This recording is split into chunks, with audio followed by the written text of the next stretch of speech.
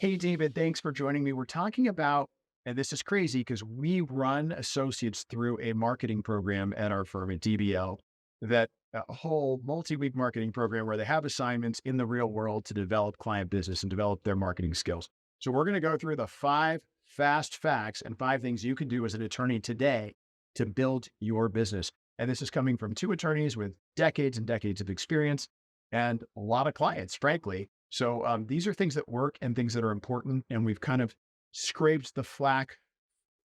We've cleaned out separated the wheat from the chaff from the wheat, whatever that archaic conviction metaphor that I'm trying to get to is. So let's start with what's the first thing of our 5 fast facts you need to do to be a successful business developer as an attorney? Yeah, I mean, I think most attorneys already know the first one, but it bears repeating, and that's just networking.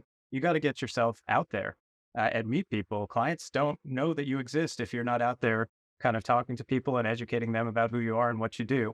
And also, beyond clients, really referral sources. Networking is one of the best ways you get clients is not by meeting them directly, but by being referred to by another lawyer, by an accounting professional, some Realtors, believe it or not. I mean, everybody is a potential referral source. Your neighbor's a potential referral source. If they know what you do, you've got to put yourself out there.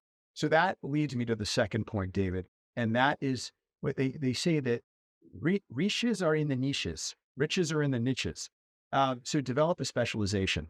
If you're an attorney and you're out there networking, as David pointed out, very important, you can't say, hey, I do everything. Just call me. I'm a lawyer. I mean, I get that call. I get people calling me and saying, hey, I got a speeding ticket. And I'm like, hey, here are 5 lawyers that are good at speeding tickets. That's not me.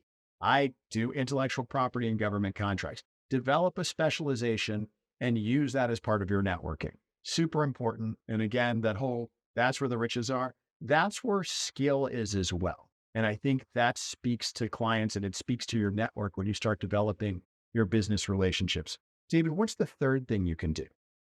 You got to go online. A lot of older attorneys still think that the internet is not where it's at, but everybody Kills is me. online. It's nuts. Killing me. You have to develop an online presence. You've got to be on LinkedIn. You've got to be active on social media. You've got to write some blogs and you've got to really But get wait, yourself out there. is it enough just to be on LinkedIn or does your profile have to be up to date? Talking to some people I know out there, you need to update that stuff. Right.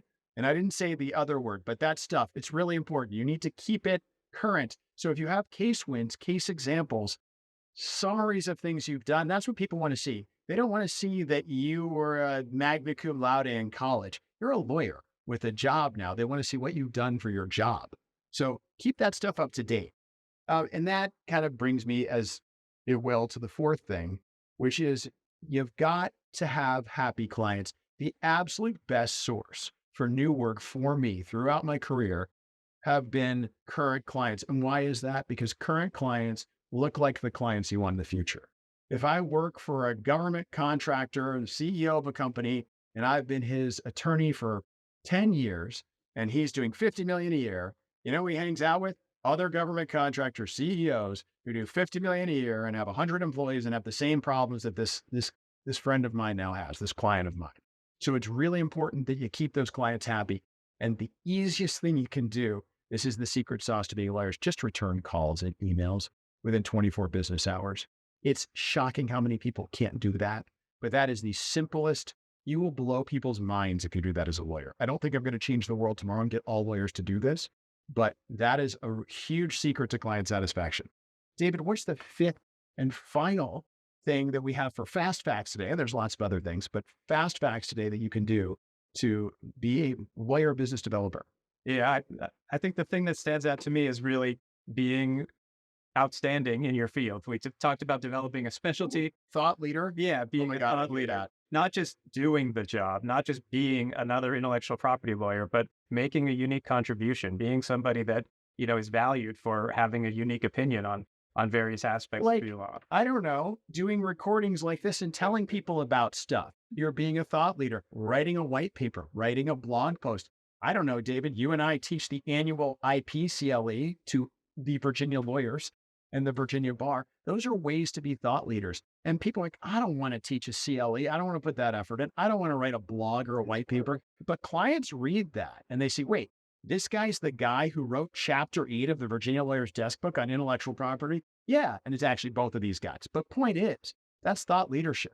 The Lexis Practice Guide to Trademark Portfolio Management sounds really boring, and they're never going to read it.